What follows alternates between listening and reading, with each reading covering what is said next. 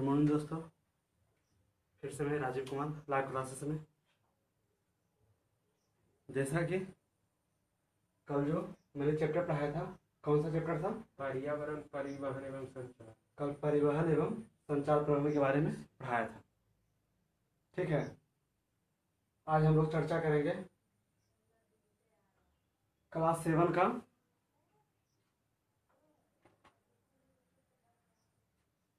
Chapter 8। Class 7 का कौन सा करेंगे? चैप्टर मानव पर्यावरण 8 करेंगे। जी। ठीक है,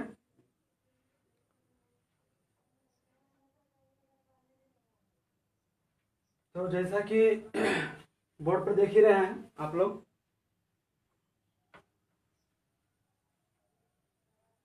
पहला जो आपका है यहाँ पर मुहाना है। ठीक है, तो मुहाना पिछले कक्षा में मैंने बताया था। ठीक है ना, मुहाना के बारे में क्या होता है? मुहाना क्या होता है, कुछ आइडिया है? मुहाना मतलब एक नदी का छोर। नहीं, जैसा कि बहुत सारी नदियां हैं। ठीक है, तो जो छोटी नदियां होती है, ठीक है, वह बड़ी नदियां में जाके मिलती है। ठीक है, जितने भी नदी होती है वह क्या करती है, बड़ी नदियां जाके बड़ी नदियों में क्या करती है, मिलती है। ठीक है, तो जहां पे मिलती है ना, उस क्षेत्र को ही मुहाना बोलते हैं। उसे क्या बोलते हैं? मुहाना बोलते हैं। जहां पे मिलते हैं उसे क्या बोलते हैं? मुहाना बोलते हैं। जैसे गंगा नदी है, ठीक है, गंगा नदी भी तो वहां पे मिलती होगी बंगाल की खाड़ी के पास। ठीक है, तो बंगाल की खाड़ी के पास जब मिलती होगी तो वहां पर वह क्या बनाती है? मुहाना बनाती है। ठीक है, क्या बनाती है? मुहाना बनाती है। ठीक है, और एक जो सबसे फेमस मुहाना है वह ओब नदी का मुहाना है। ठीक है, ओब नदी क्या करती है? मुहाना बनाती है। ओब नदी क्या करती है? मुहाना बनाती है। ठीक है, याद रहेगा। आगे आपका दिया सहायक नदियां किसे कहते हैं? ठीक है, सहायक नदियां किसे कहते हैं? जिसको बोलते हैं इंग्लिश में ट्रिब्यूटरी रिवर्स। ठीक है, ट्रिब्यूटरी रिवर्स बोलते हैं। क्या बोलते हैं? ट्रिब्यूटरी रिवर्स बोलते हैं, जिसे सहायक नदियां बोलते हैं। ठीक ना, तो सहायक नदी वैसी नदी, ठीक है, हर नदी का अपना एक सहायक नदी होता है, ट्रिब्यूटरी नदी होता है। ठीक है ना, तो क्या करती है कि जो छोटे छोटे नदियां होती है, ठीक है, जो छोटे छोटे नदियां होती है वो क्या करती है, अपने से बड़े नदी में जाके मिल जाती है। अपने से बड़े नदी में जाके मिल जाती है। ठीक है, तो मैंने नीचे लिखाया भी है कि जो गंगा की सहायक नदी है वो कौन सा है? घाघरा नदी, सोन नदी, चंबल नदी, गंडक नदी एवं कोसी नदी। ठीक है, ये सभी क्या है? गंगा नदी क्या है? सहायक नदी है, ट्रिब्यूटरी रिवर्स है ना। ये भी तो नदी है। ये सभी सोन नदी, सोन नदी आप लोगों ने देखा है? सोन नदी आपका कोइलवर के पास है। ठीक है, बक्सर के रास्ते में मिलता है सोन नदी। ठीक है, जो सोन नदी है ना, सोन नदी से बालू भी आता है। ठीक है, सोन नदी से क्या आता है? बालू भी आता है। रेलवे पुल है, ठीक ना, बहुत बड़ा रेलवे पुल है सोन नदी पे। ठीक है, बहुत बड़ा क्या है? रेलवे पुल है। कहां पे? सोन नदी पर। ठीक है, सोन नदी से बालू निकाला जाता है। सोन नदी से क्या निकाला जाता है? बालू निकाला जाता है। ठीक है, आगे आपका दिया हुआ विश्व का सबसे बड़ा नदी बेसिन कौन सा है? अमेजन नदी है। ठीक है, कहा जाता है कि जितने भी नदियां हैं, बड़े बड़े नदियां हैं, उस नदी का जो गाद निकलता है, ठीक है, जब सार निकलता है वह जाके कहा मिलती है? अमेजन नदी में मिलती है। वो कहा जाती है? ठीक है, तब क्या वो गाद की मात्रा बढ़ेगा ना अमेजन में, तो ठीक है, तो अमेजन में जो गाद बढ़ते जाएगा, अवसाद बढ़ते जाएगा, ठीक है ना, तो अवसाद पूरा हो जाएगा। ठीक है, तो बहुत भर जाएगा। ठीक है, प्रचुर मात्रा में हो जाएगा, तो वह जो नदी है वह अमेजन नदी है। और दुनिया की सबसे जो चौड़ी नदी है वह अमेजन नदी है। क्वेश्चन पूछा जाता है दुनिया की सबसे चौड़ी नदी कौन सी है? अमेजन नदी है। बोलो कौन सा है? दुनिया का चौड़ी नदी कौन सी है? अमेजन नदी है। ठीक ना, याद रखेंगे। और क्वेश्चन ये पूछा जाता है कि दुनिया का सबसे लंबी नदी कौन सी है? नील नदी है। ठीक है, जो कहां से निकलती है? विक्टोरिया झील से। ठीक है, कहां से निकलती है? विक्टोरिया झील से निकलती है। ठीक है।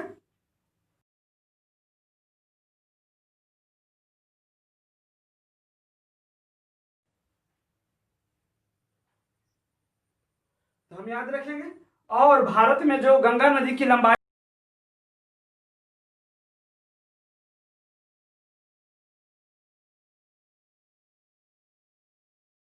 है वो कितनी है? 2510 किलोमीटर। कितनी है?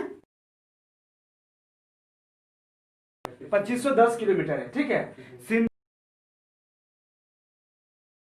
नदी बड़ी है कि गंगा नदी बड़ी है? सिंधु नदी बड़ी है।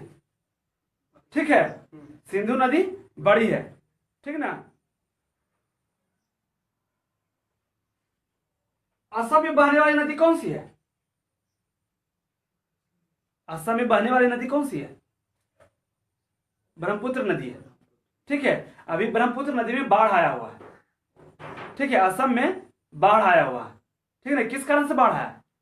वर्षा के कारण से। ठीक है ना। और कहा जाता है कि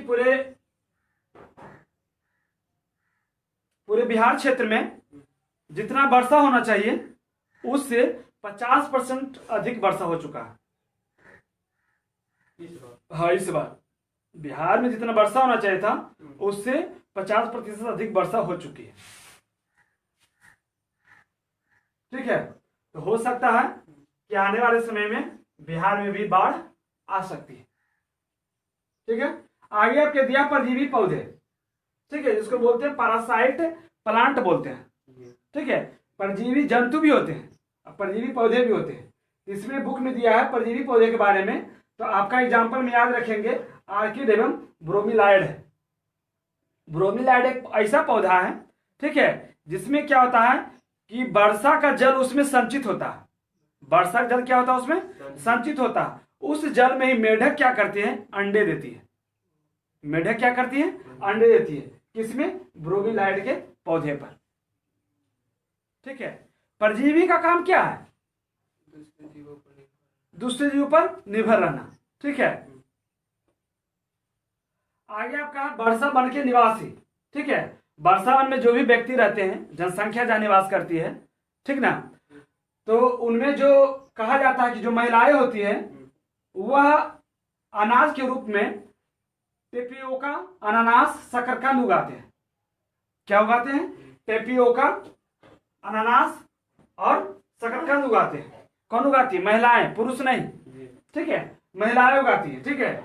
और इसके साथ कॉफी, मक्का एवं कोको भी उगाते हैं, जो कि आपका नकदी फसल है। मैंने बताया था कि नकदी फसल किसे कहते हैं। ठीक है, जिससे कई सौ रुपया कम समय में ज्यादा आ सके, वही आपका क्या है? नकदी फसल है। ठीक है, कम समय में। तो आपका जैसे क्या है, कॉफी भी बहुत महंगा होता है, कोको भी बहुत महंगा होता है। ठीक है। और मक्का की जो खेती होती है, कम समय में ज्यादा मक्का की खेती किया जा सकता है। ठीक है ना। कहा जाता है पूरे बिहार में जो तीसरा फसल है वो आपका कौन सा है? मक्का ही है। पहला फसल कौन सा है? चावल है। दूसरा फसल गेहूं है। और तीसरा फसल मक्का है, जो सबसे ज्यादा होता है। ठीक है। और बिहार में जो चाय की खेती होती है कहाँ होती है? दार्जिलिंग, किशनगंज में। ठीक है, बिहार में जो चाय की खेती होती है वह कहाँ होती है? किशनगंज में होती है। ठीक है। और बिहार में जो सबसे ज्यादा ईख का उत्पादन होता है वो कहाँ होता है? सहरसा में। कहाँ होता है? सहरसा में होता है। आगे हम देखेंगे कि मानसून, जो भारत में जो मानसून प्रवेश करती है वह 15 जून को प्रवेश कर जाती है। ठीक है, जून के मध्य में प्रवेश कर जाती है और यह मानसून 15 सितंबर तक रहती है, यानी कि सितंबर के मध्य दिनों तक रहती है। ठीक है ना। मानसून याद रखेंगे कि भारत में जो मानसून रहती है कब से कब तक रहती है? 15 जून से 15 सितंबर तक रहती है। याद रखेंगे। अब है कि गंगा एवं ब्रह्मपुत्र नदी में आपको डॉल्फिन मछली मिलेगा। ठीक है, गंगा नदी में जो है डॉल्फिन मछली, उसका दूसरा नाम क्या है? सोस बोलते हैं, या सूंस बोलते हैं, या सुसु बोलते हैं। ठीक है। आपका क्या है? गंगा नदी, ब्रह्मपुत्र में डॉल्फिन मछली पाई जाती है। ठीक है। क्वेश्चन ये आता है कि बिहार का जो राजकीय जलीय हो गया है, जलीय मछली कौन सा है? जलीय जंतु कौन सा? तो डॉल्फिन मछली है। ठीक है। इसको अंधी डॉल्फिन भी बोलते हैं। इसे क्या बोलते हैं? अंधी डॉल्फिन भी बोलते हैं, ब्लाइंड डॉल्फिन बोलते हैं। ठीक ना। कहा जाता है कि जिस नदी में डॉल्फिन की मात्रा होगी, समझो कि उस नदी का पानी स्वच्छ होगा। साफ होगा, क्लीन होगा, स्वच्छ होगा, ठीक है, नीट होगा। ओके, याद रखेंगे हम लोग। जी। आगे दिया है स्वच्छ भारत मिशन के बारे में। जैसा कि हम लोग अवगत हैं, जानते ही हैं, ठीक है, कि स्वच्छ भारत मिशन जो चलाया गया था मोदी जी के द्वारा, वह 2 अक्टूबर 2014 को चलाया गया था, जिनका गांधी जी की जयंती के स्वरूप चलाया गया था स्वच्छ भारत अभियान, ठीक है। उसमें से क्या हुआ कि हमारे जितना गंगा नदी थे, समुद्र थे, सब में सफाई का अभियान चला, ठीक ना। तो कुछ हद तक प्रकृति के लिए क्या हुआ, लाभप्रद हुआ, ठीक है, लाभकारी हुआ। आगे चला था, योजना चलाए थे नमामि गंगे, ठीक है, यानी गंगा अभियान किया गया था, यानी गंगा के नदी को जितने भी कूड़ा कचरा थे गंगा नदी में उसको साफ किया गया था, ठीक ना। आगे आपका है बंगाल टाइगर, ठीक है ना। तो आप जानते हैं कि भारत के पश्चिम बंगाल में, ठीक है, सुंदरबन पाए जाते हैं, जहां पर मैंग्रोव वन भी पाए जाते हैं। उस एरिया में आपको बंगाल टाइगर पाए जाते हैं, ठीक है। जो बंगाल में बाघ पाए जाते हैं उसे बंगाल टाइगर कहते हैं, ठीक ना, याद रखेंगे। और कुछ साल पहले जो भारत में बाघों की संख्या थी वह 1406 थी, ठीक है, लेकिन वर्तमान में बाघों की संख्या बढ़ गई है पूरे भारत में, वो आपका 2904 हो गई है, ठीक है। इस तरीके से कर दिया गया है। अब आप हम लोग पढ़ते हैं वन जीव अभयारण्य के बारे में, ठीक है। कौन सा आपका है, वन जीव अभयारण्य, ठीक ना। तो जानते हैं कि जो फेमस आपका काजीरंगा है वन जीव अभयारण्य, वो आपका कहाँ है, असम में है। क्वेश्चन ये और पूछता है कि माधुरी द्वीप कहाँ है, असम में ही है, ठीक है। असम का पुराना रूप नाम क्या है, कामरूप, ठीक है, या गुवाहाटी बोलेंगे, ठीक है, असम का। अब आपका है वाराणसी शहर, ठीक ना। तो मैंने बताया भी था कि जो पूरे वर्ल्ड का जो सबसे पुराना शहर माना जाता है, दुनिया का सबसे जो पुराना शहर है वो आपका वाराणसी शहर ही है, ठीक है। अभी भी वहां जाएंगे, अगर घर देखेंगे ना तो बहुत पुराना मकान है, बहुत पुराना, ठीक है ना। घाटों का शहर बोला जाता है वाराणसी को, मंदिरों का नगर ही बोला जाता है वाराणसी को, ठीक ना। मोदी जी यहीं से चुनाव लड़ते हैं, वाराणसी से, ठीक ना। अब आपका खरपतवार है, ठीक ना।